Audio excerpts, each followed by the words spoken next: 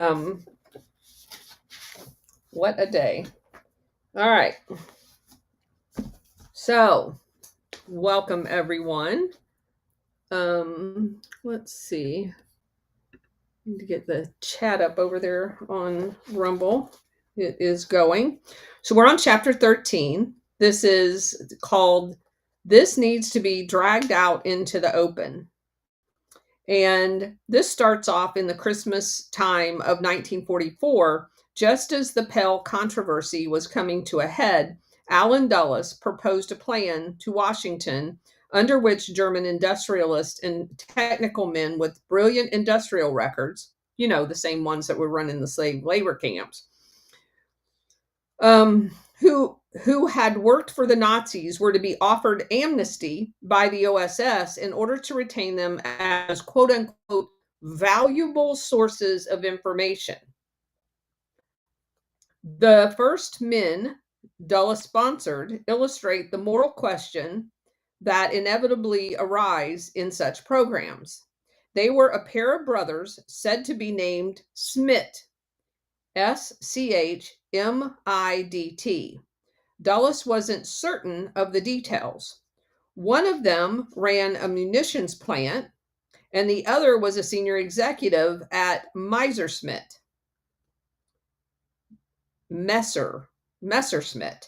in charge of that company's construction and underground facilities.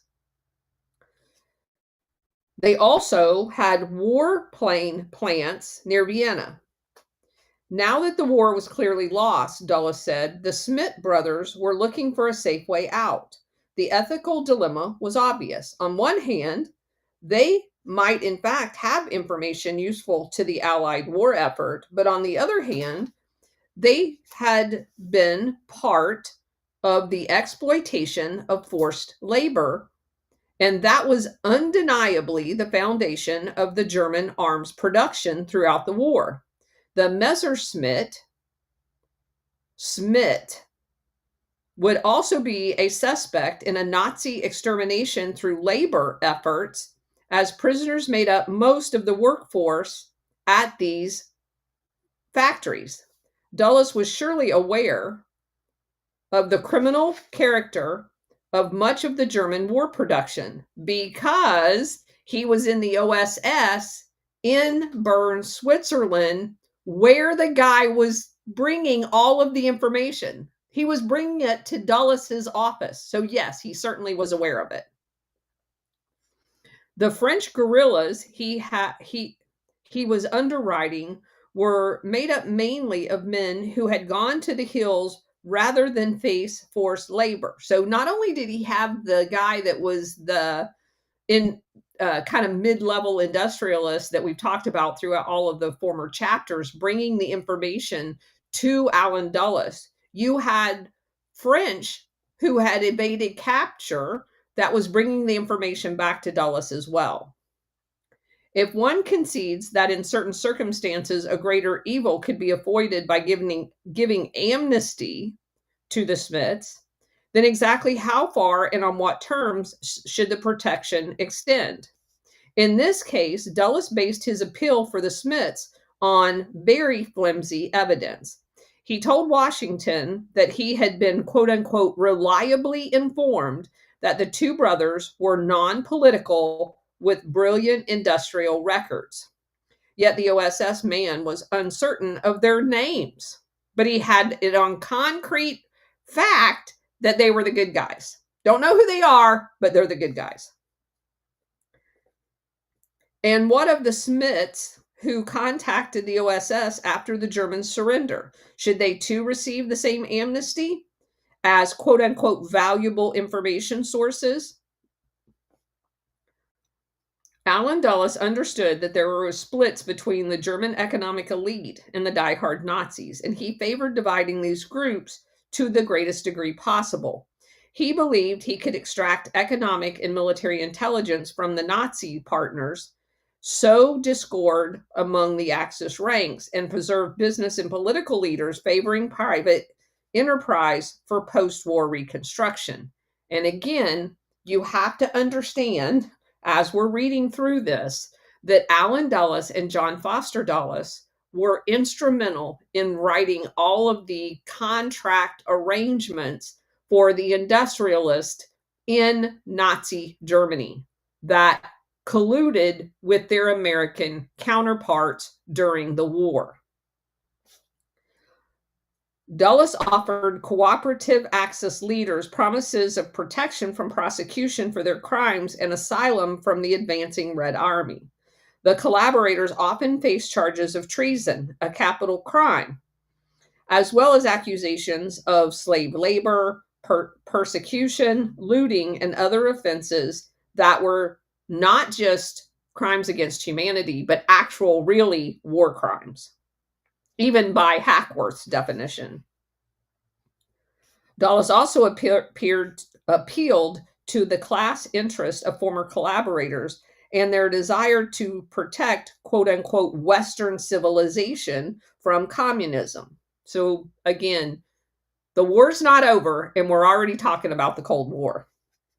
But protection from prosecution was for collaborators' cooperation with Dulles, not necessarily with the United States. His effectiveness as an intelligence network builder and as a political broker for peace negotiations was based largely on the promise that the West's wartime cooperation with the Soviets would soon collapse. This offered a brief window of opportunity for compromised German executives to switch sides. Western response to Nazi collaborators emerged as an important political debate among the Allies, because collaborators usually had a two-sided political character. On one hand, they had actively helped the Nazis achieve their ends. After all, that is why the Nazis had recruited the collaborators in the first place. On the other hand, many collaborators laid claim to having taken some action in opposition of the Nazis, even if it was basically resigning and handing in their card. Not that they actually weren't collaborating with the Nazis, but something as insignificant of the fact that they handed in their Nazi card was taken into consideration for their opposing the Nazi rules. Collaboration during the Nazi occupation in Europe had been most pronounced in the political and business elite and in the police forces of countries under Berlin's control. In Vichy France, for example, there were in fact new genuinely men in office at Vichy, men who had held no major responsibilities under the pre-war Third Republic.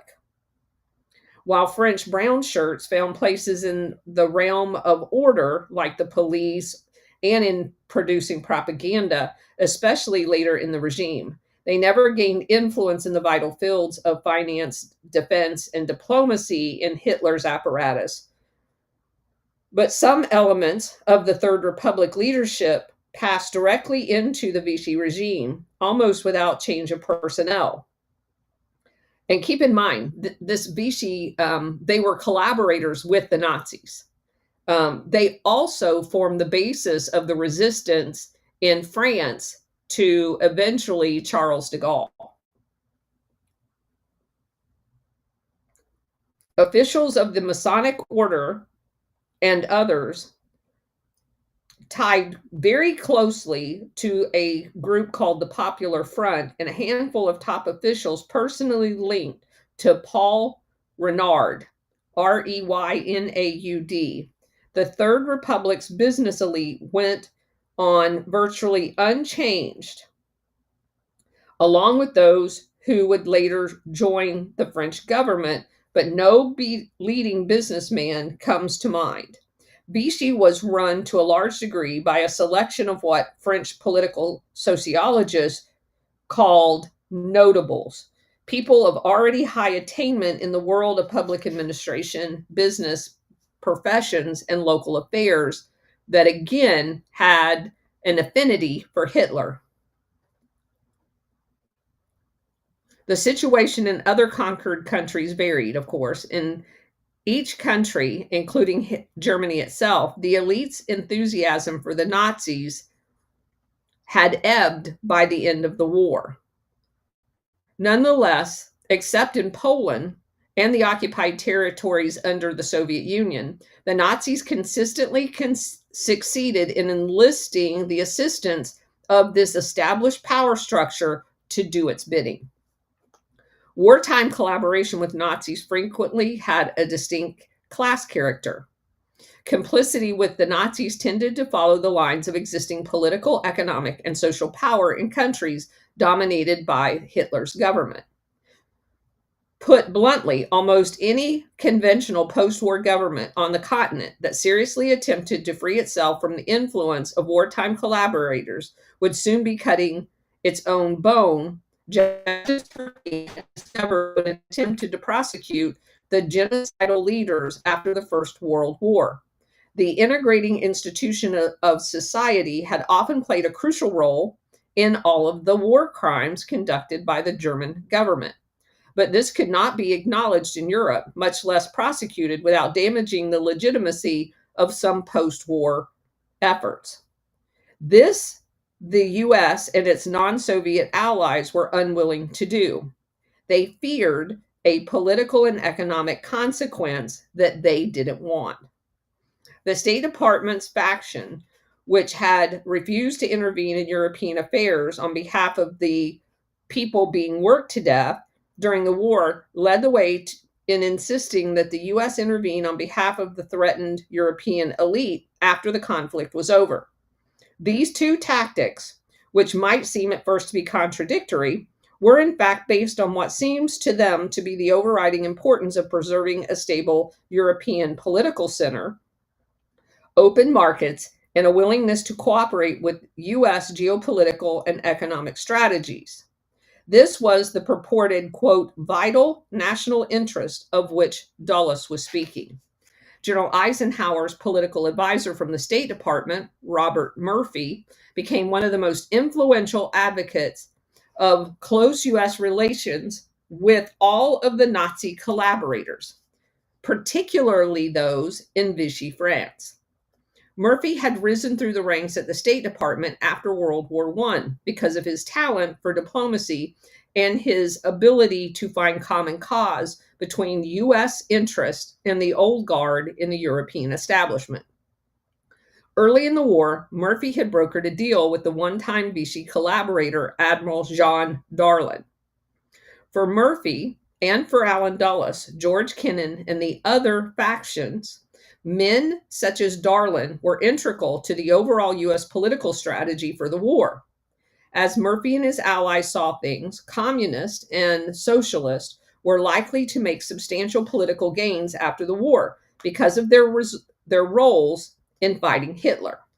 Notwithstanding the Communist Party ambivalence during the 1939 through 41 Hitler-Stalin Pact, if the U.S. wanted something other than a revolutionary government in Europe, Murphy contended, it would have to reach an understanding with the leadership in Germany. Secretary of Treasury Morgenthau and his allies regarded Murphy as an appeaser of Nazism, a man whose inaction and deceit had contributed significantly to the U.S. government's failure to rescue innocent people. The collusion between the two officials, Dulles and Murphy, began early and grew more and more, as did the opposition between Morgenthau and Murphy.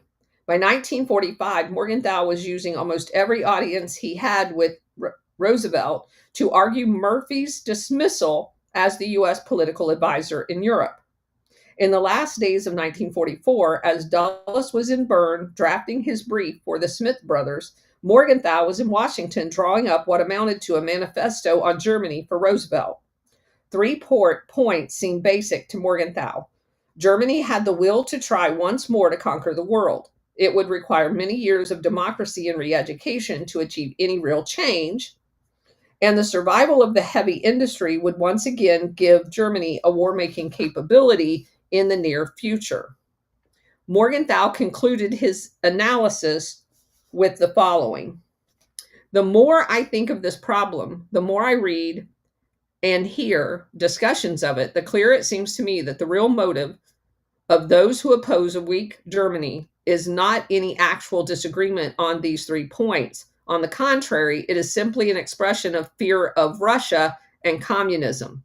It is the 20-year-old idea of the continent of Europe being a bulwark against Bolshevikism, which was one of the factors which brought this present war down on us.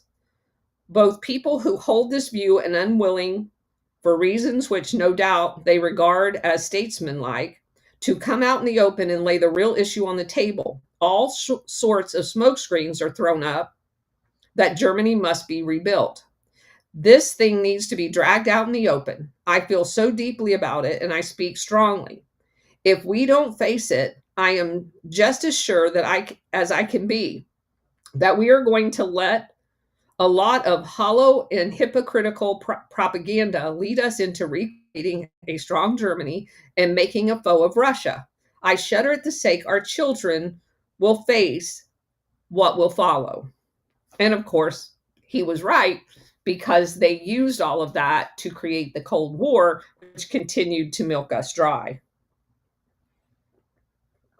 Robert Murphy was central to the problem, the Treasury Secretary believed, and his campaign to remove him continued up to the moment of FDR's death. As winter slowly gave way to spring, FDR invited Morgenthau to visit him at Warm Springs, Georgia. The president, he said, had aged terrifically and looked haggard. His hand shook so bad that he started to knock glasses over. I found his memory bad, and he was constantly confusing names. I had never seen him look so bad.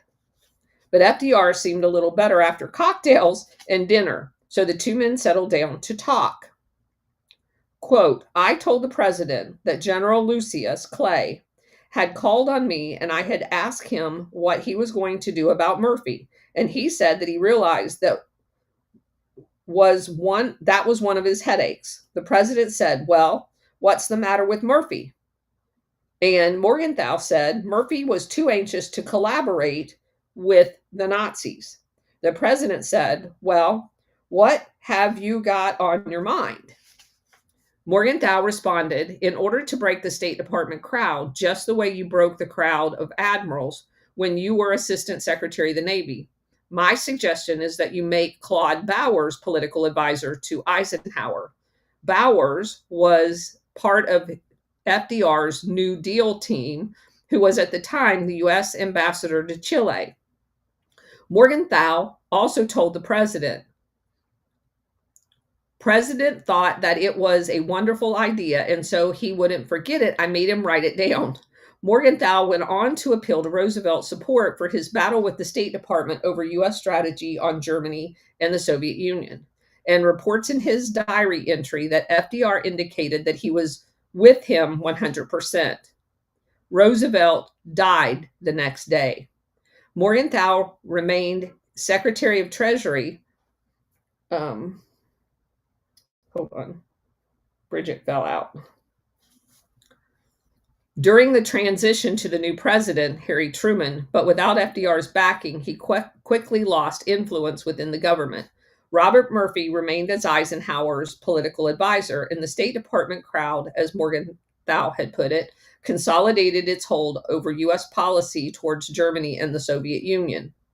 Paradoxically, though, their influence in war crime policy had slipped sharply. The combination of Pell's dismissal, Padover's report from Germany, Morgenthau's activism, and perhaps some fundamentally the increasing public knowledge of what the Nazis had done as far as the labor camps were concerned, took a toll on the authority of the State Department. U.S. newspapers began to discuss some of the war crimes in details for the first time. These factors undermined the ability of well-entrenched functionaries in Washington to have their way. Morgenthau worked with Murray Bernays' boss, Assistant Secretary of War John McCloy, to draw up a blueprint for denazification of Germany. This was a new compromise plan that melded Morgenthau's earlier proposals with the War Department and produced relatively hard-hitting policies concerning Nazi criminals and denazification. The U.S. military command eventually created an order dated in late April 1945 under the designation Joint Chiefs of Staff 1067, meaning that it was a Joint Chiefs of Staff order. The principal Allied objective is to prevent Germany from ever again creating a threat. Essential steps in the accomplishment of this objective are to the elimination of Nazism and militarism in all their forms, the immediate apprehension of war criminals for punishment, the industrial disarmament and demilitarization of Germany with continuing control over Germany's capacity to make war, and the preparations for eventual reconstruction of Germany's political life. JCS 1067 detailed an FDR-style antitrust policy as its centerpiece of the U.S. strategy. The approach was very similar to that which had been the legal backbone of the U.S. Department of Justice Antitrust Division for criminal indictments of major American companies during the 1930s, though it added a feature that former Nazi officials would be barred from any substantial business role in the future. The order prohibited German economic cartels and other industrial combines designed to divide up markets, set monopoly prices, and squeeze out competitors. It set a policy of dispersion of ownership and control of German industries by breaking up corporate directorates. JCS 1067's denazification requirements were quite tough-minded. The U.S. planned to question under oath each senior executive of Germany's economic ministries and major banks to determine their activities during the Nazi regime. Persons who denounced Jews to the Nazis, who had authorized violence in connection with their corporate activities, disseminated Nazi propaganda, or joined any of the Nazi organizations like the German Christians, a neo-pagan movement favored by the SS, were to be regarded as ardent supporters of Nazism and removed from their positions. The U.S. regulations declared that the corporate leaders of the Deutsche Bank, Dresdner Bank, and 4 other large banks had been central to Nazi rule and ordered them removed from their positions, not only at those institutions, but at every board membership that they held among all of the other industries. It also had the criteria to look at branch managers and department chiefs within these organizations and to be vetted as well and removed from their post only if they were found to be ardent Nazis. The U.S. also had a similar denazification policy for officials at major insurance companies, stock exchanges, and private banks. Taken as a whole, then, the official U.S. policy in the spring of 1945 favored strict measures to remove ideological committed Nazis and their diehard supporters from positions of influence. A limited economic reform similar to the U.S. antitrust measures intended to break up German cartels and preserve competition was included. The remaining officials of the Roosevelt administration and Morgenthau himself abandoned Morgenthau's early proposals to destroy German mines and shoot senior Nazis on sight. Nonetheless, Washington remained committed to punishment of broad spectrum of German leaders, not just Nazi party elites, and to thorough economic reform, at least written on paper. The written policy is one thing. Its implementation is quite another. Robert Murphy took personal charge of the political oversight of this plan immediately, and he made little secret of his inclinations. Meanwhile, the sensitive task of overseeing U.S. intelligence evaluations of German business and political leaders fell to none other than Allen Dulles. Shortly before he took up his OSS post in Berlin, Allen Dulles guaranteed de facto asylum to SS officer Karl Wolff, the highest-ranking SS officer to survive the war, and to a collection of his most senior aides. The details of Allen Dulles' deal with this particular Nazi remained buried in classified US government files for more than 40 years. The record is clear.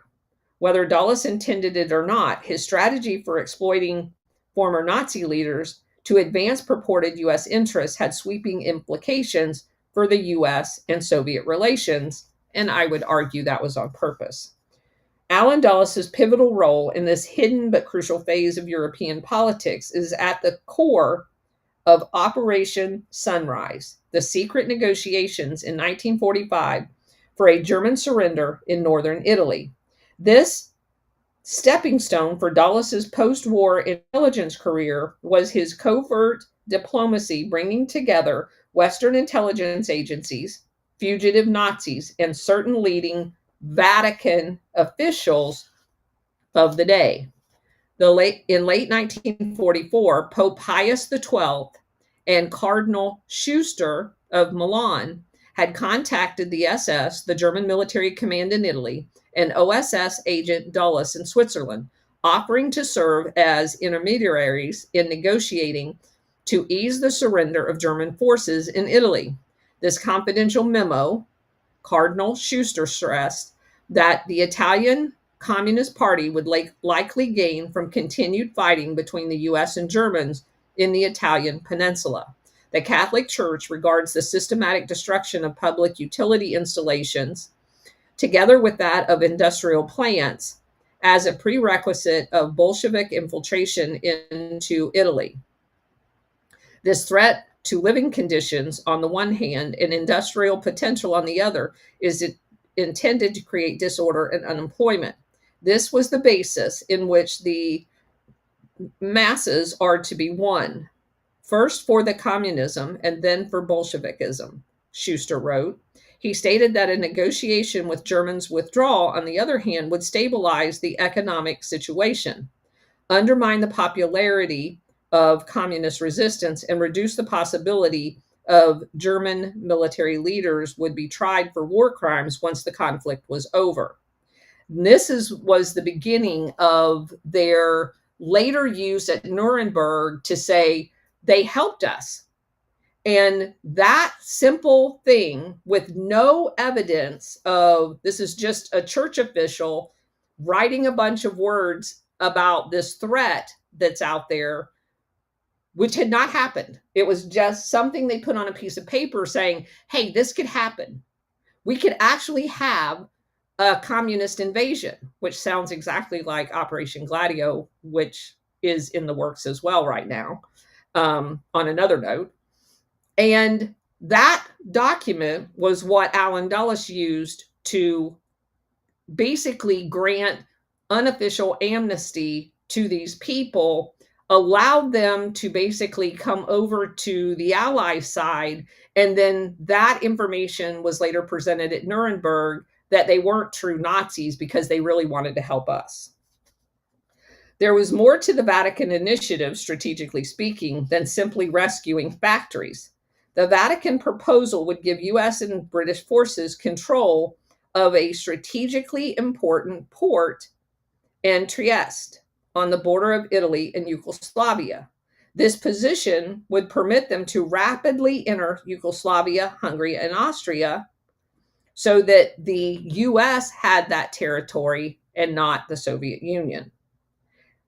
The Catholic Church viewed these as historically Catholic territories and didn't want anyone else to have them. Dulles viewed Schuster's proposal as a means to dramatically outflank both Germany and the Soviet Union. He viewed it as a containment policy. This also would dramatically split the US and Britain from its ally, the Soviet Union. It also allowed all of the people involved to be granted asylum for themselves and their family. Cardinal Schuster and Monsignor Baccarai, Bicchieri, had long been among the most prominent clerical supporters of fascism and Mussolini. They were big Mussolini fans. And that came from the SS Colonel Eugen Dahlmann, who handled negotiations with the Vatican for the SS during the last days of the war. He actually said Schuster had been very favorably inclined toward fascism in general and Mussolini in particular. Like Pope Pius XI, another native of the Milan area, he too had looked upon the Deuce as a man set by Providence. Dolman, who had made his career as a liaison between Hitler and Mussolini on a number of sensitive issues, including the SS campaigns to take Italian Jews and export them to the labor camps in Germany. So this wasn't about keeping necessarily the Soviet Union out. This was a perpetuation of fascism. And you have to go back and understand that Mussolini had worked out the deal with the Vatican that basically gave them the sovereign status at the Vatican. There was a lot of history there that is not covered in this book. And they were the Vatican was very loyal to Mussolini, who we know was just like Franco over in Spain. They were fascist. The SS Vatican Initiative was joined by the prominent Milanese industrialist and playboy Baron Luigi Parilli, Parrilli. He was, not surprisingly, a Knights of Malta and a man with strong contacts in both banking and intelligence throughout Italy and Switzerland. And of course, that would have brought him in close contact with Allen Dulles. This unlikely foursome, the gaunt, severe cardinal in ceremonial robes, his aide, Baccarai, and the SS man with a closet full of Italian suits, and the skirt-chasing industrialist with a charming smile, as Dahlmann put it, became the core of the group determined to deliver Central Europe to the Western Allies before the Soviets arrived. Dahlmann's superior, Karl Wolff, the highest-ranking SS officer in Italy, opened secret negotiations with Dulles during the early spring of 1945, talks that would have a destructive effect on sensitive US-Soviet relations later on. Wolff had joined the Nazi Party well before Hitler became chancellor. He had served as the SS chief, Himmler's most senior executive officer, an adjutant, and his chief of staff. He managed Himmler's personal slush fund of gifts from German financiers as well as US backers. He handled sensitive contacts that arranged SS transfers of slave labor to IG Farben and Continental Oil and other major companies. He became the chief sponsor and cheerleader within the Nazi bureaucracy for mass exterminations. So this guy had all of, and again, he doesn't make this point, but this guy was critical to protecting the US people that had been funding Hitler in the early years using the Himmler's circle of friends. So he had dirt on everybody. And it is not a mistake that Allen Dulles is working with him in the aftermath and going to grant him basically asylum from Nuremberg persecution, blah, blah, blah, because they can't have him on trial. He knows too much. It had been Wolff who lobbied the German transportation ministry to ensure the SS had ample supplies of railroad cars to ship all of these people to their slave labor camps. When Dulles opened contacts with Wolff in early 1945, the British military command in Italy notified the Soviets that new peace negotiations had begun for a rapid German surrender in northern Italy. The Soviets replied that they were glad to hear this. All that was required, understanding Allied agreements on negotiations with the enemy, was that a handful of senior Soviet military representatives monitor the talks. The U.S. ambassador to Moscow, Averell Harriman of Brown Brothers Harriman, one of the people funding and arranging all of this interconnectivity with the U.S., vetoed that. Inviting the Soviets to negotiations would make the Germans nervous, he said. It really made the Americans nervous, and would only encourage the Soviets to insist on participation in upcoming decisions about former Axis territories already held by the US and British troops. His was one of the most important voices in the US Soviet relationship, and his opinion carried the day. Roosevelt and Stalin exchanged increasingly bitter notes as negotiations continued in Switzerland between Dulles and the SS. You guys aren't even going to believe this next sentence. The crew of senior officers involved in this was none other than Major General Lyman Lemetsker and General Hoyt Vandenberg. A week after the talks began, Soviet Foreign Minister Molotov sent a note to Harriman in Moscow expressing complete surprise that the Soviet representatives were still being barred from the talks. He said the situation was inexplicable in terms of relations of allies. If the U.S. refused to permit Soviet representatives to participate, Molotov continued, the talks had to be abandoned. But they can't let the Soviets in because the Soviets are going to know that the U.S. Industrialist was funding Hitler, and then they've got 25 million dead as a result of that funding to some extent.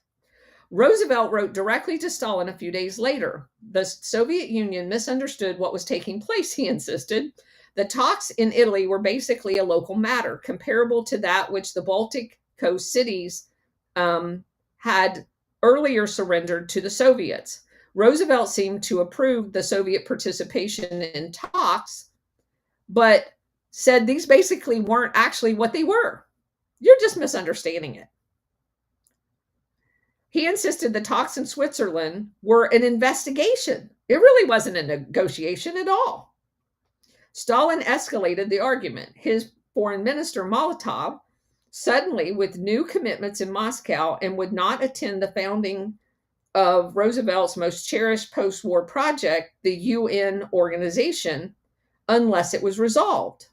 In a new note to FDR, Stalin replied that he was all for profiting from cases of disintegration of the German armies. But in this case, the Germans were using the talks to maneuver and transfer troops from Italy to the Eastern Front. Roosevelt replied that the Soviet actions in Poland and Romania had not lived up to the commitments made at Yalta. The U.S.-Soviet relationships moved rapidly to an atmosphere of regrettable apprehension and mistrust as a result of Dulles's talks with the SS.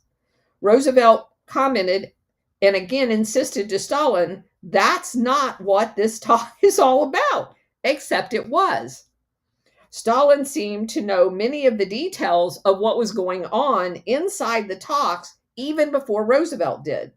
When FDR tried to smooth Stalin with a declaration that the Swiss talks were without political significance, Stalin shot back and said, quote, apparently you are not fully informed, unquote.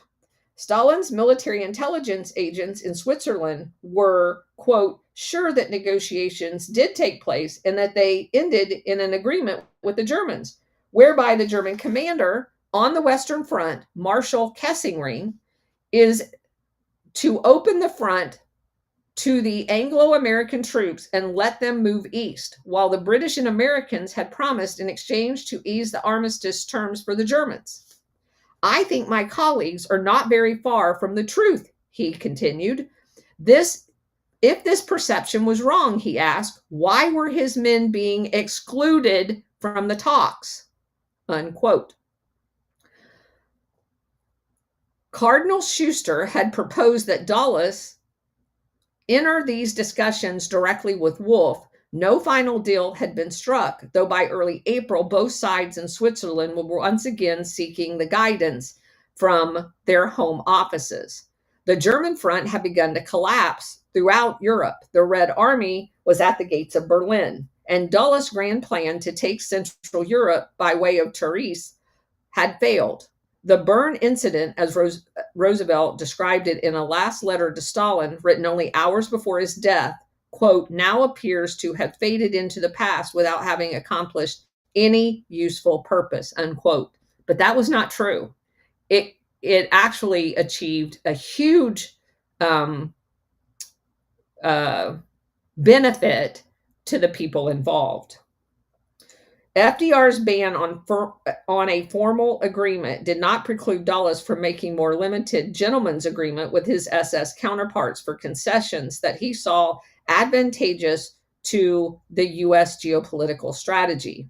The SS delegation, the Swiss intelligence envoys who were serving as go-betweens, and the Soviet agents secretly monitoring the talks, each came away from the talks convinced that Dulles had agreed to provide protection and assistance specifically to General Wolfe and his SS entourage to arrange a quick surrender. Wolfe's ultimately empty promises of a dramatic German surrender that would advance U.S. and British forces,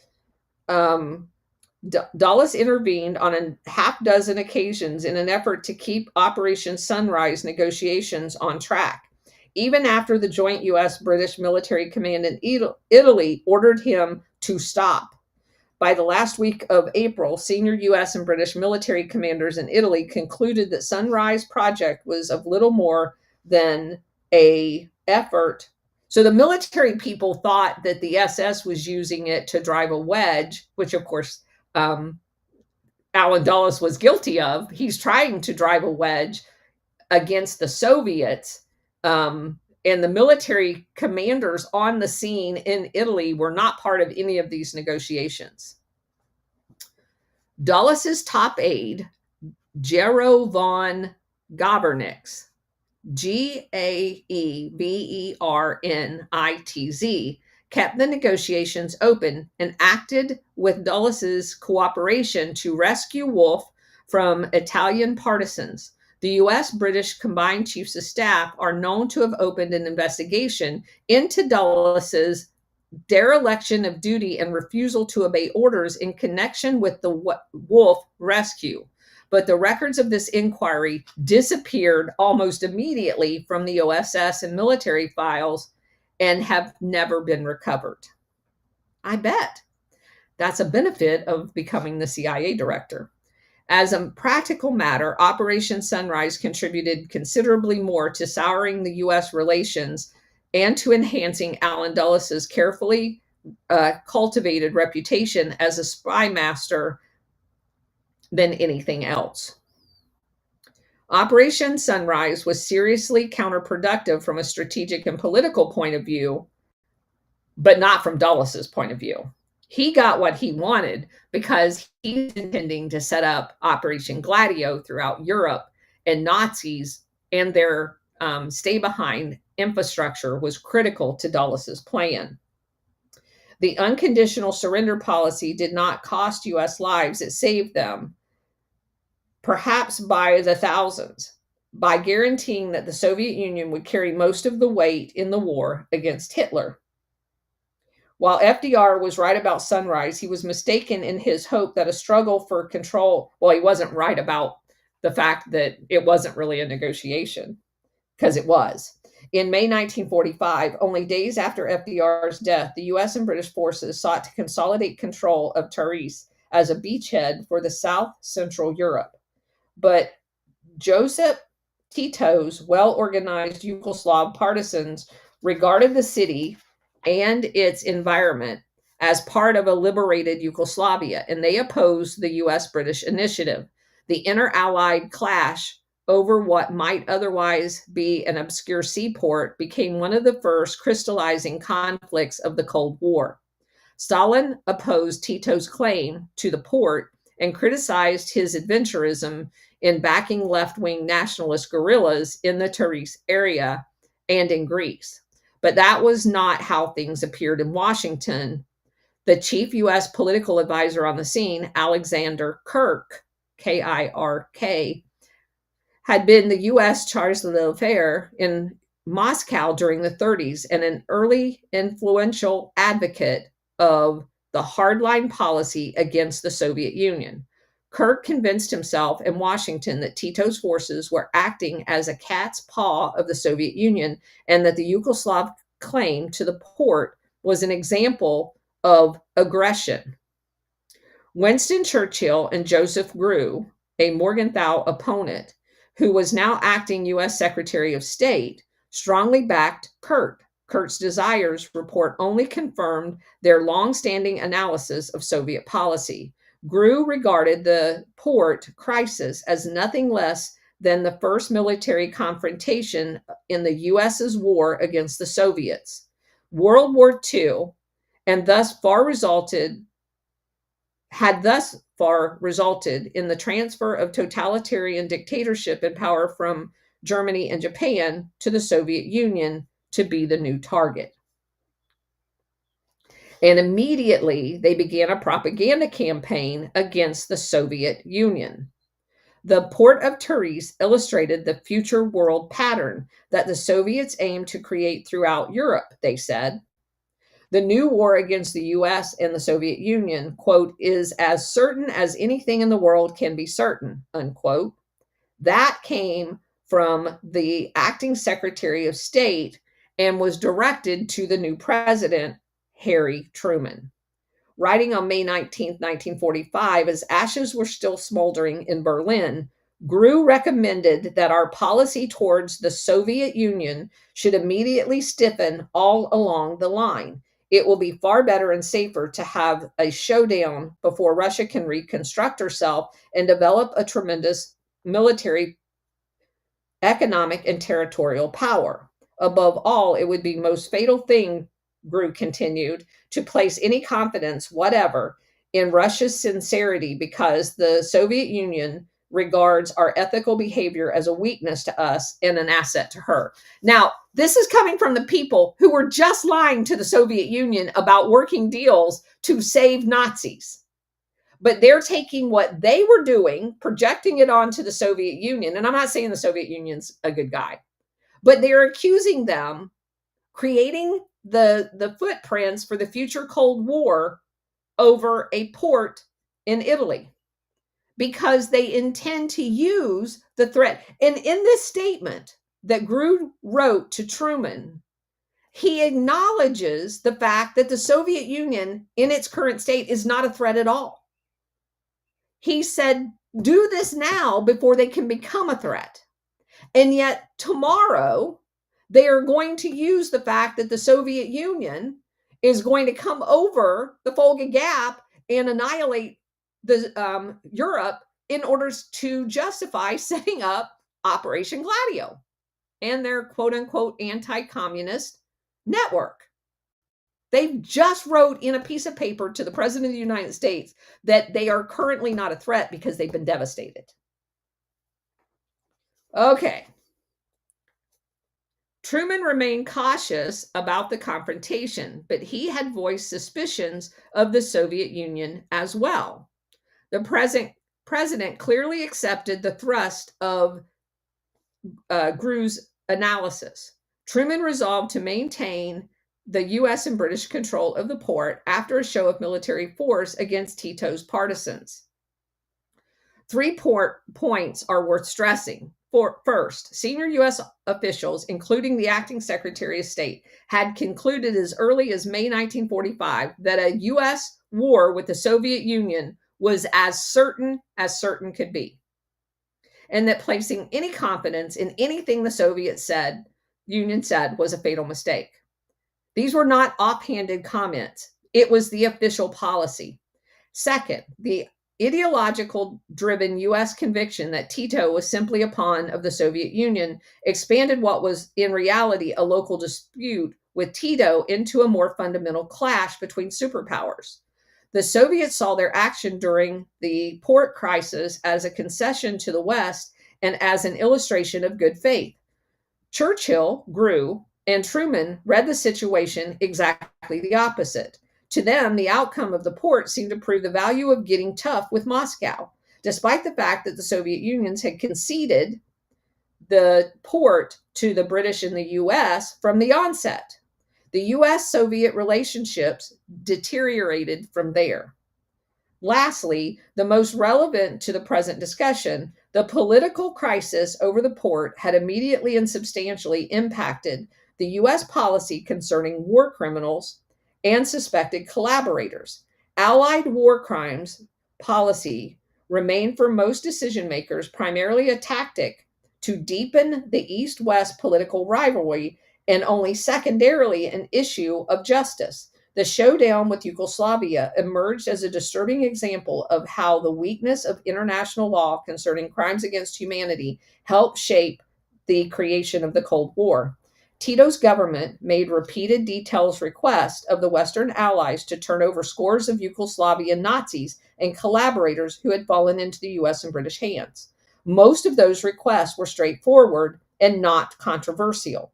They sought the cabinet officers of the genocidal Croatian puppet government that had murdered thousands of people and that the Germans had installed during the war. The leaders of the primitive fascist Ustasi organization, which, by the way, later goes on to become part of the World Anti-Communist League, a fascist organization, and were skinning little kids alive while they were in charge. All that Yugoslavia wanted was those people back to try them for the war crimes they committed against the people in Yugoslavia. But the defeated anti-Tito faction in Yugoslavia had powerful friends abroad, not the least of whom was Pope Pius XII. For the Pope, the militantly Catholic Ustasis seemed to be a viable alternative to Tito, and the Pope and leading Croatian clerics provided repeated political and diplomatic support to the Ustasi state in Croatia throughout its rule. The Vatican had sought to distance itself from the bloodier atrocities committed. Nevertheless, by the time the Ustasi regime collapsed, the Croatian Catholic hierarchy had blood on its hands because they had cooperated with the genocide in the Balkans. Worse, the Vatican compounded its blunder by indiscriminately assisting thousands of the Ustasi criminals to escape Italy to South America. Many of these men, by any standard, committed the most heinous criminal acts of the war. And remember, when we did the World Anti-Communist League presentation on Alpha Warriors show, the Ustasis, actually one of the worst war criminals that migrated to the United States, did so even though he was not a priest. He became a priest of his own volition, wore a robe of a made-up religion, and set up a church in the United States. When Tito's government began seeking the transfer of these accused criminals, the Vatican and Catholic Church repeatedly intervened to block any cooperation. The U.S. commitments in the Moscow Declaration at Yalta was thrown out the window. Conservative nationalist and monarchist Yugoslavians lobbied on behalf of the Yugoslav leader Draža Mihailović and his forces, who had vacillated during the war between an alliance with the West against Hitler and an alliance with Hitler. Yugoslav minority leaders, notably the Slovenes, pressured U.S. congressmen on behalf of the old comrades whose records during the war had mixed results. The U.S. government's willingness to cooperate with Tito on war crime matters broke down in 1945 because they didn't want to work with him at all. Pressures combined with a geopolitical confrontation over the port, the State Department suspended authorization for the transfer of prisoners to the Yugoslav government on the bureaucratic pretext of the port conflict. Though state continued to publicly affirm U.S. commitments to the Moscow Declaration, they did nothing to comply with it. The U.S. State Department and British Foreign Office refused to cooperate. They saw the Yugoslav transfer request as so essential political that it should continue to be dealt with through diplomatic channels rather than anything that applied to the Yalta Agreement. The prisoners sought by Yugoslav, the British said, were not war criminals in a proper sense. Some of them were clearly collaborators, but the Yugoslav request also covers others that may be properly considered as political opponents to the present day Yugoslavian government. So it really didn't matter how heinous the crimes were. If they could be seen as an opponent to the current Yugoslav government, we're going to go ahead and protect them. Any Yugoslav request for prisoners should instead be referred to the State Department and Foreign Office, where the matter will be held under advisement. The obstruction to transfers to the Yugoslav grew so blatant that even the U.S. ambassador in Belgrade, John Cabot, formally protested to Washington. Quote, "It is crystal clear, even on the basis of material available in the embassy's files, that we have flaunted our own commitments and that our own attitude, we are protecting not only the war criminals, but also those who are guilty of terrible crimes committed in Yugoslavia," Cabot wrote in a top secret telegram. Quote, "I presume we must protect our agents, even though it disgusts me to think that we may be using the same men we are so strongly criticized fascists for using," unquote. He went on, "But so far I can ascertain the record now is, despite our commitment and moral obligations, we have failed to take effective action against accused Yugoslav war criminals. We have prevented the British from taking effective action, and we have not insisted that Italy take any action. We are apparently conniving with the Vatican and Argentina to get guilty people to havens in Argentina. I sincerely hope I am mistaken, particularly regarding the latter point. How can we defend this record?" That's what the ambassador to Yugoslavia was writing to the State Department. The State Department legal advisors attached a note to Cabot's message stating that he was misinformed and that he had not received all of the telegrams on the subject. So in other words, the guy on the street watching this all unfold didn't have a clue what was happening, and we in Washington know better. In a related development, the Yugoslavs formally requested the transfer of Nikola Rusnovic, a leading Ustasi ideologue whom the wartime Croatian regime had appointed consul general and minister with special responsibilities for organizing the Croatian-Italian fascist counterinsurgency operations against Tito. Shortly after the request, the legal office of the U.S. military government in Europe denied the request without any explanation. The real reason for protecting Rusnovic was now come to light for the first time. Quote, "The basis of this decision, which was not made known to the Yugoslav war crimes liaison officer, was the fact that the U.S. military intelligence authorities desired to exploit Rusnovic as a source of information," unquote. According to a later declassified note in the State Department's European files of James Riddleberger, it was found attached to the Rusnovic file. Quote, "The U.S. political advisor, Robert Murphy, is informed that there is a strong possibility that he will be taken to the United States for this purpose. Under these circumstances, the case for the present may be considered closed," unquote. So again, this is a heinous war criminal brought to the United States. By the spring of 1945, refugees from the Eastern Front found themselves mired in deepening political rivalries between the Soviet Union and the other allies.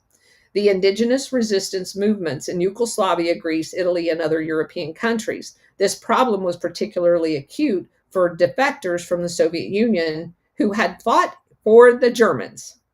Hundreds of thousands of Red Army troops had surrendered to Germany, particularly during the first weeks of the war, when the service to Germans became the only means of escape from POW camps. So in other words, they took up arms against their former country because otherwise they were going to be taken to death labor camps. Many of these prisoners joined the German forces. The Soviet government contended that under the Moscow Declaration of 1943, the West should immediately deliver any captured defectors back to the Soviet Union to face justice. No formal extradition was necessary. They should not be reviewed, they should just be returned. During the war, U.S. psychological warfare strategists had favored offering amnesty to Soviet defectors still in German ranks as a means of encouraging rebellions behind the German lines. Shortly before D-Day invasion, for example, Great Britain's ambassador to Moscow suggested to Stalin that Western intelligence had discovered a substantial number of Soviet defectors in the German uniform. Why not offer these troops amnesty if they surrendered? Stalin refused. The number of such persons in the German forces was very insignificant, and there is a special appeal, Molotov wrote to them, that this not be considered a political issue, just return our citizens. Before the month was out, however, the British captured about 500 Soviet nationals serving in the German army. Shipped as POWs to England, the new prisoners precipitated a series of East-West political crises over their location. The British War Cabinet voted to return them to the Soviet Union. They were captured while serving in German military or in paramilitary formations, and the behavior of which in France was often revolting. We cannot afford to be sentimental about this. Soviet participation and cooperation would be needed to recover thousands of US and British POWs who had once been held by the Germans. British refused to turn over the new prisoners to Stalin. It is no concern of ours what measures any Allied government concerning the Soviet government takes with regard to our own nationals, the Soviet government wrote. We surely do not wish to be permanently saddled with a number of men. The US government reached similar conclusions 2 months later, but they did not return them. The British decision sidestepped most of the trickier questions concerning what was to be done with these Soviet defectors. What was to be done with those who had not volunteered for German service, such as millions of Soviet civilians whom the Nazis had forced into labor camps? And what of the prisoners in Latvia, Lithuania, and Estonia, and parts of Western Ukraine? Since 1939, the Soviet Union had claimed those territories, but the Western Allies had not recognized them. The US and British clandestine activities compounded these problems. The September 1944, the Soviet filed a formal protest charging that British intelligence had begun recruiting camps for inmates from the Soviet Union. Get this, for anti-communist paramilitary units whose most obvious targets was the Soviet Union. This is in 1944. The Soviets caught the British already creating Gladio units made up of former Russians. The Soviets said the British were also shipping other Soviet POWs to new camps in the US and Canada without any Soviet government permission. The anti-communist religious groups with special access to British camps were bombarding the prisoners with propaganda. The Soviet ambassador to the Great Britain complained, frightening the POWs from returning to the Soviet Union. The Western intelligence agencies supposedly secretly recruiting among the POWs and suspected war criminals emerged as a surprising potent issue in the East-West relationships almost a year before the end of the war. To the Soviets, Western exploitation of these prisoners seemed to be part of the same pattern that had been seen over and over again in the duplicitous dealings with the Soviet Union. This time, the Soviets formally accused their allies of organizing immigrant armies intended to fight against the Soviet Union at a future date. That was an obvious violation of the treaty. This was well before Germany's defeat and almost 3 years before the date at which most Western historians placed the emergence of the Cold War. The timing of this complaint, its formality, and the high-level attention it required was an important data point.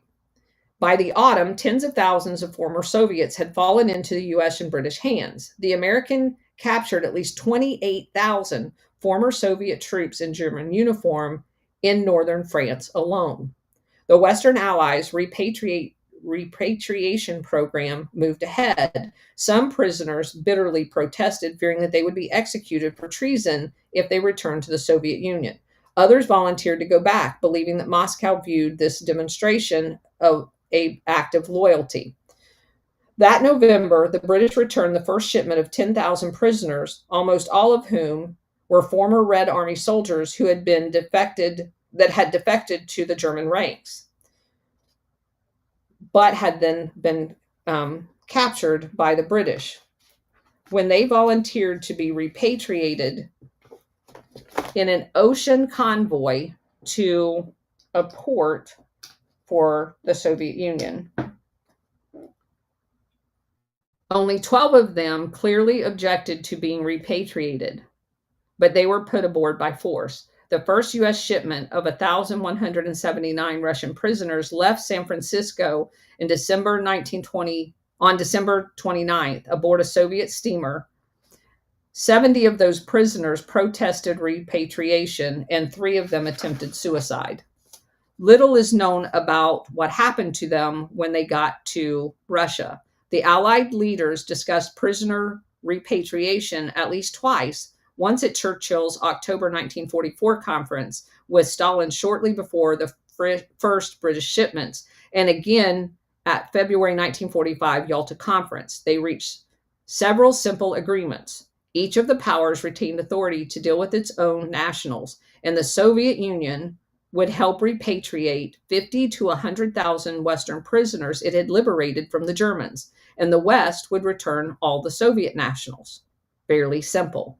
But the next 3 months brought Operation Sunrise, the Therese port crisis, and the breakdown of the U.S.-Yugoslav cooperation in prosecuting war criminals.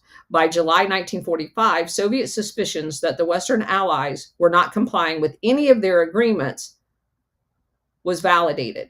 The Soviets soon raised the issue in a meeting with British officials and the U.S. Supreme Court Justice Robert Jackson, who was leading the U.S. negotiations towards establishing a military tribunal at Nuremberg. The ongoing Nuremberg planning discussions had become complicated by Russians' insistence that we incorporate agreements concerning turnover of prisoners wanted by the other countries. Jackson reported back to Washington, "I have taken the position that all except the international cases are beyond the terms of my authority, except to advise my own government whether we have objections in any of the cases." Jackson was keenly aware of the political ramifications of the prisoner issue. "This is likely to become a very delicate issue," he said.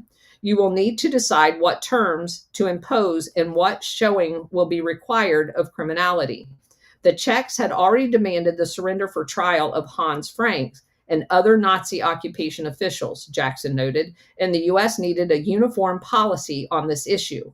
Jackson, who was soon to be the chief U.S. prosecutor at the International Tribunal at Nuremberg, favored abandoning the international trials altogether if the Soviets insisted on the U.S. conforming with the Moscow Declaration on prisoner transfers. The only alternative, if the Soviets insist on a public reaffirmation of existing agreements, Jackson wrote, would be for each of the Allies to set up its own tribunals and try prisoners by itself.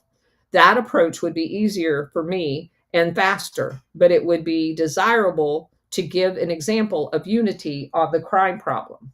So in other words, the Jackson from the Supreme Court is saying, if we have to honor any of our previous agreements, I'm out.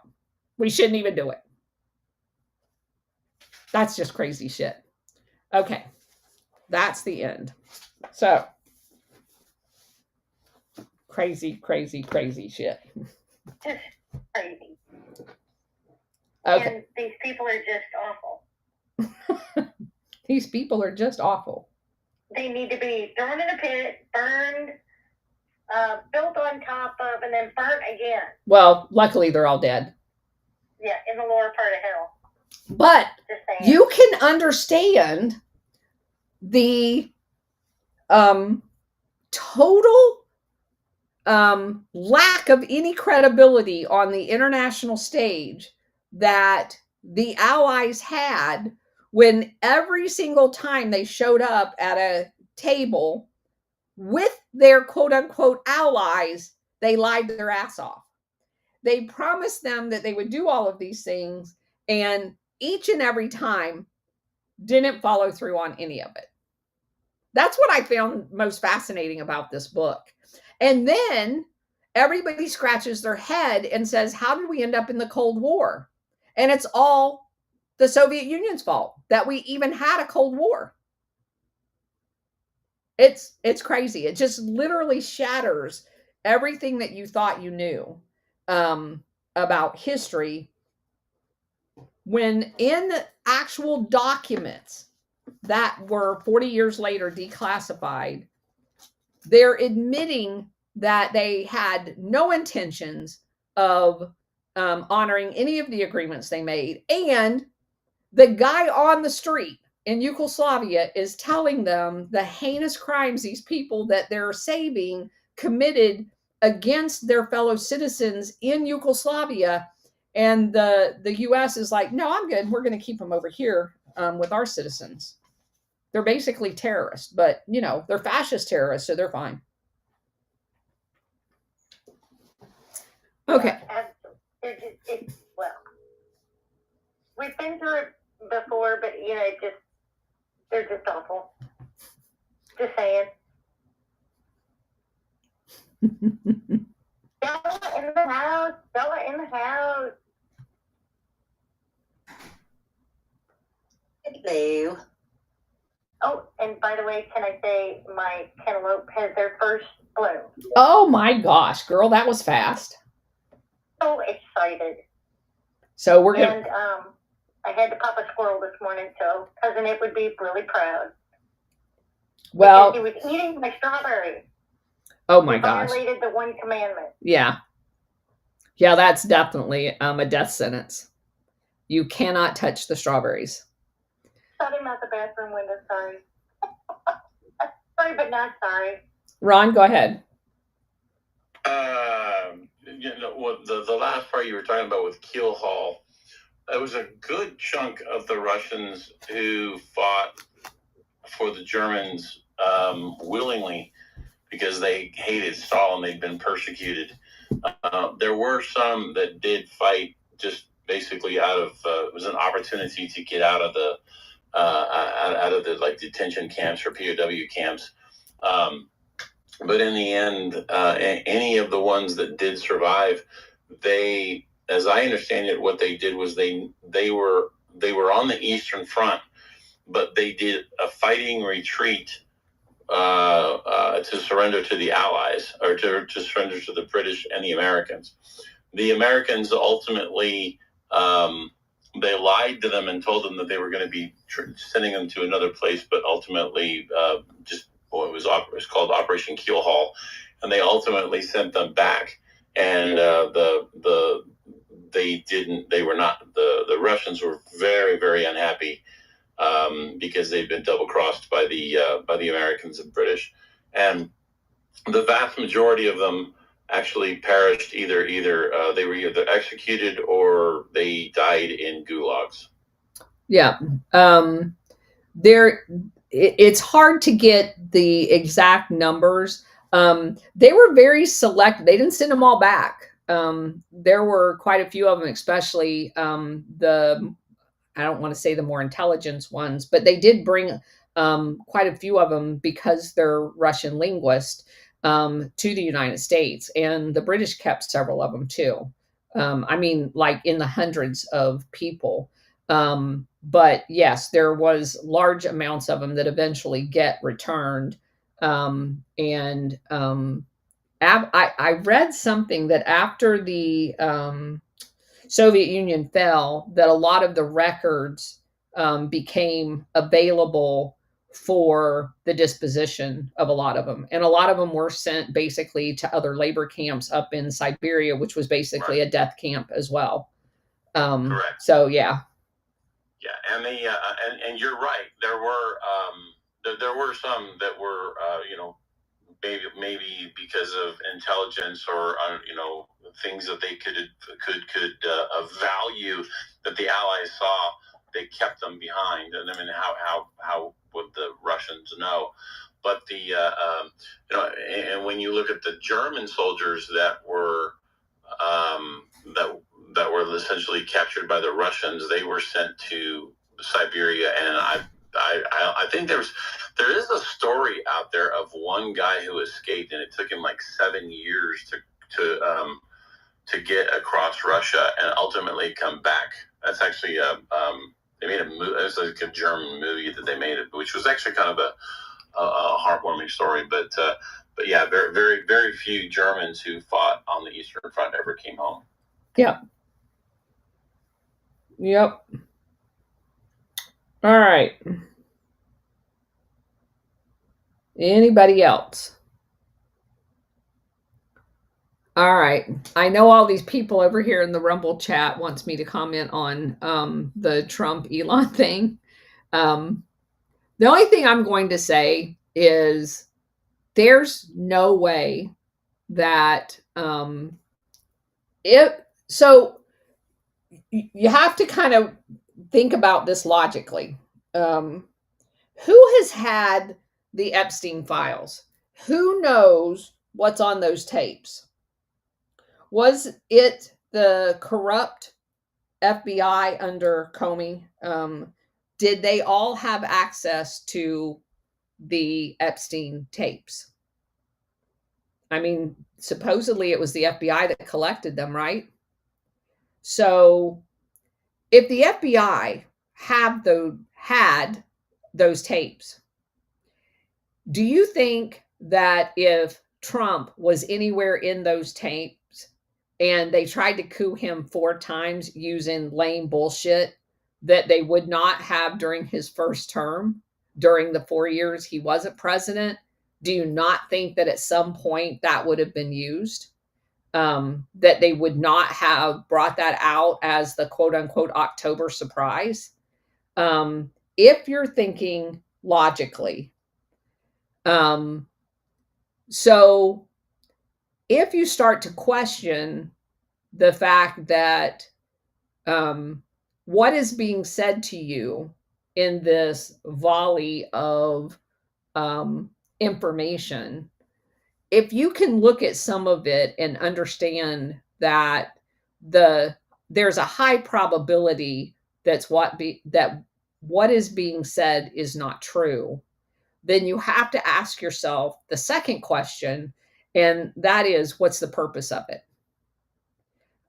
Obviously, there will be a groundswell from the left of producing the Epstein files, because right now the only people that are asking for them to be presented are us, right? We're all asking, but do you know who's not asking?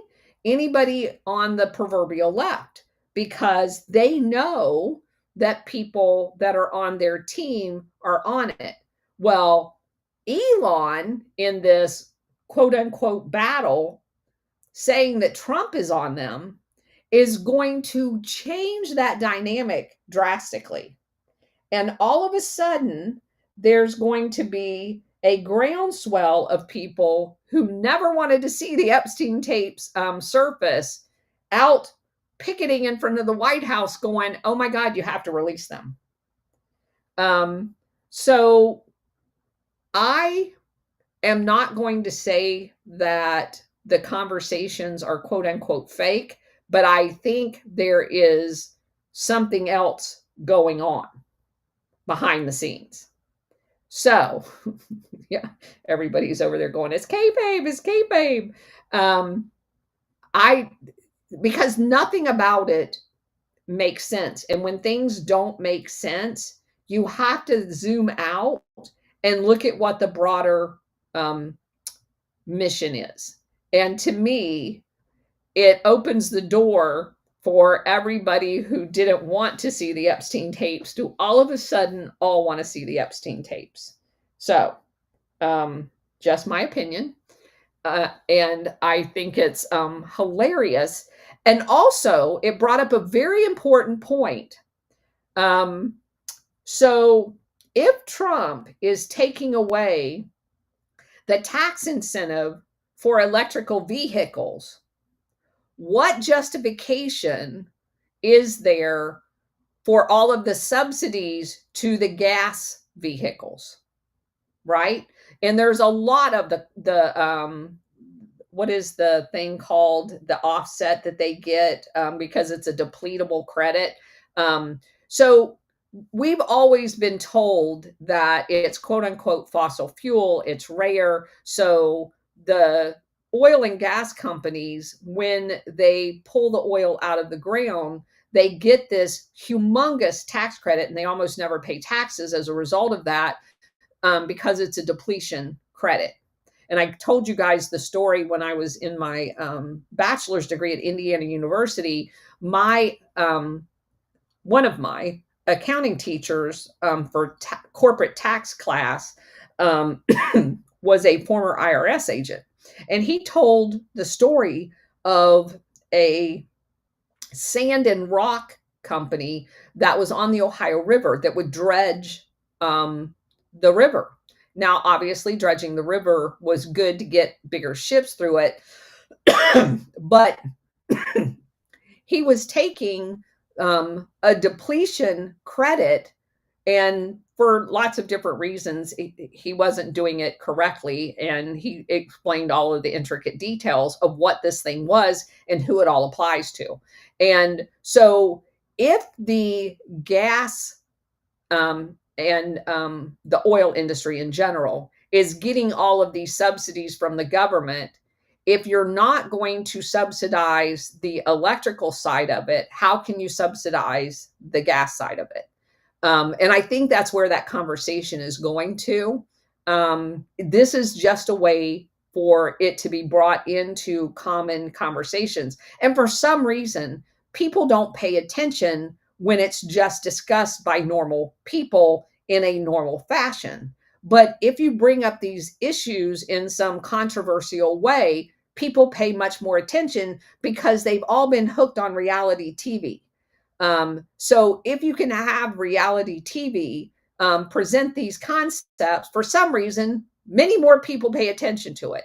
And whether you like it or not, I think that's what we're seeing. Ron, go ahead.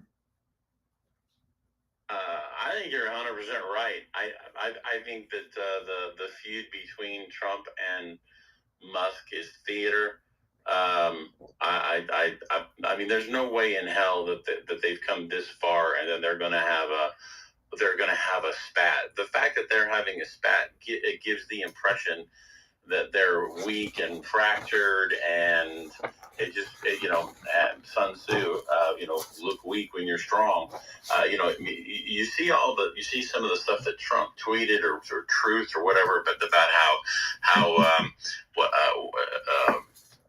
Biden had been executed, all roads lead to Obama. I mean, I just feel like we're on the cusp of some crazy stuff. I wanted to go back, though, real quick and talk about the book just for a second, because I'd forgotten that I wanted to discuss this. It's interesting to me that FDR, Hitler, and Mussolini all died within about an 18-day span of each other. And and there are many who believe that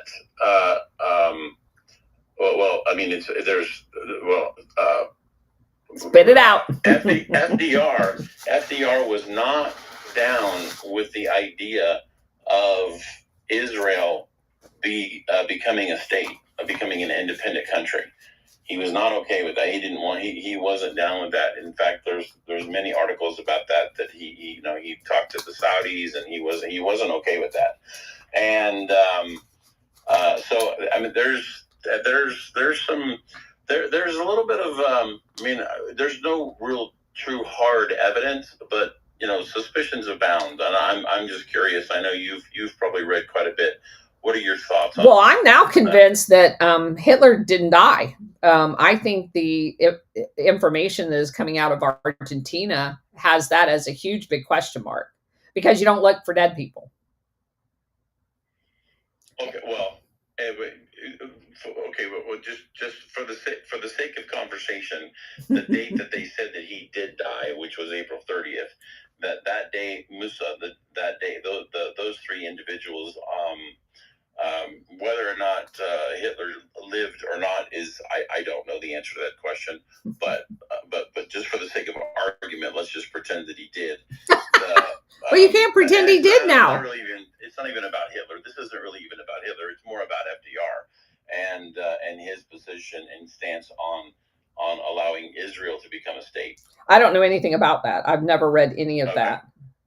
I've never read an article about it. I'll send you some articles and some stuff about that. Yeah, it's not showed up in any of my books. So, don't know. All along, go ahead. Yeah. Colonel, related to this character, Mr. Murphy of the State Department, I think he's a very, interesting figure, especially in terms of the thing that you have emphasized for some time now, namely the continuity in State Department and CIA, right? And what I mean by that is, I know I mentioned this book before, but it's in some ways it feels like the missing link. It's not available on Kindle, and I kind of, it is a book that came out in 78, like all the good books.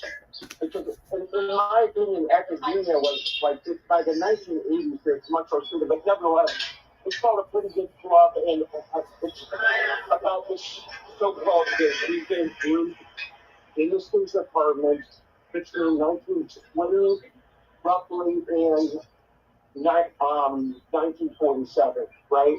And it is just like, it's almost like the missing link in the evolution of the CIA.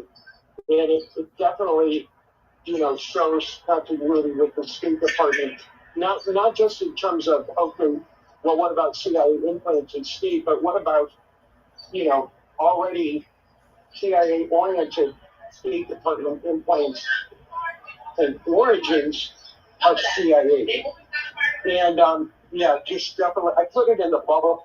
Everyone try to read this book. It's by any means necessary. And also, the more recent comment, just real quick, about sort of selling points on these global energy questions.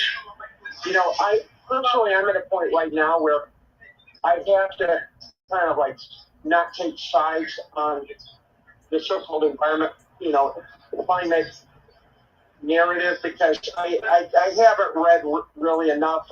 I've seen strong sides on each argument. Yeah, I think one thing that I have, when I was reading books on the global oil industry a few years back,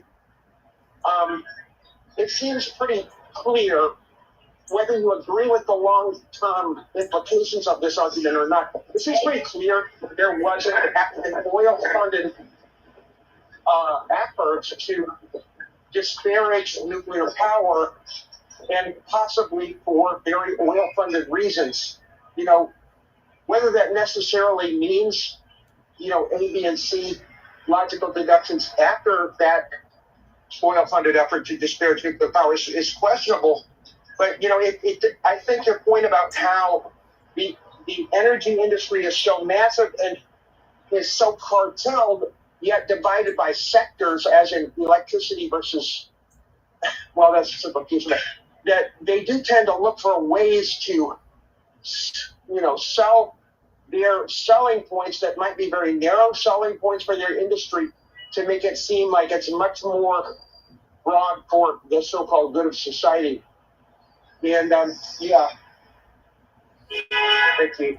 So let me just say a couple of things about you highlighting Robert Murphy. I had looked him up just to check out what his background was. Very interesting guy, as you pointed out, especially where he ends up.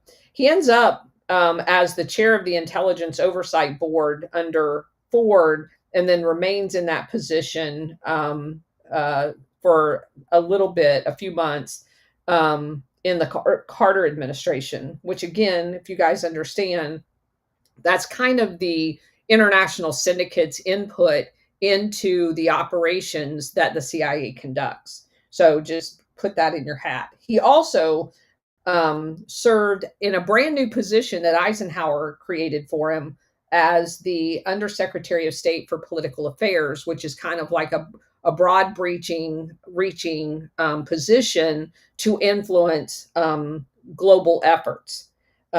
He ends up as the first post World War II ambassador to Japan in 1952, which is critical because that's in the middle of the Korean War, which is being ran out of Japan. And it is also at the time where they were setting up the Asian People's Anti-Communist League, of which Japan played a critical role with their two war criminals that would be part of the original apparatus with Korea and Taiwan, Chiang Kai-shek. He also, in 1949, so this is the time when they're setting up NATO and Operation Gladio, he's the ambassador in Belgium, which we know had a robust program. He was there for 3 years, and a lot of the mining of Belgian colonies in Africa post World War II, where there was a shakeup in colonial who's got what in Africa was going on. So he also was the liaison to the Vichy government, which are the fascists in France. So he has a very interesting background overall in kind of furthering this fascist world international, or whatever you want to call it. So anyway. Colonel, if I could just make a quick follow-up in your information. I think the mentioning of Grew is really important. Vis-a-vis Murphy on account of, Grew is considered definitely one of these Rieger group folks from the State Department. He's very important, also in terms of trying to integrate like Eurocentric versus Asian-centric sort of New World Order operatives. So that's something to be closely looked at. And also, you're mentioning the domestic policy role, special new creation of Eisenhower. It sounds like that would be very, very close to what our good friend C.D. Jackson in 1953 and Nelson Rockefeller taking up his place in 1955 did on the Operations Coordinating Board. Yes. There's going to be very interesting footsies going on with those folks. Yes. I think it would be worth looking more closely. Yeah, and Grew was integral into getting us into World War II because he was the ambassador in Japan that supposedly missed all of the preparation for the attack on Pearl Harbor. So he's definitely critical to all of this. So yeah, he comes up in a lot of these stories. So anyway, all right. Anybody else? Stellar, go ahead.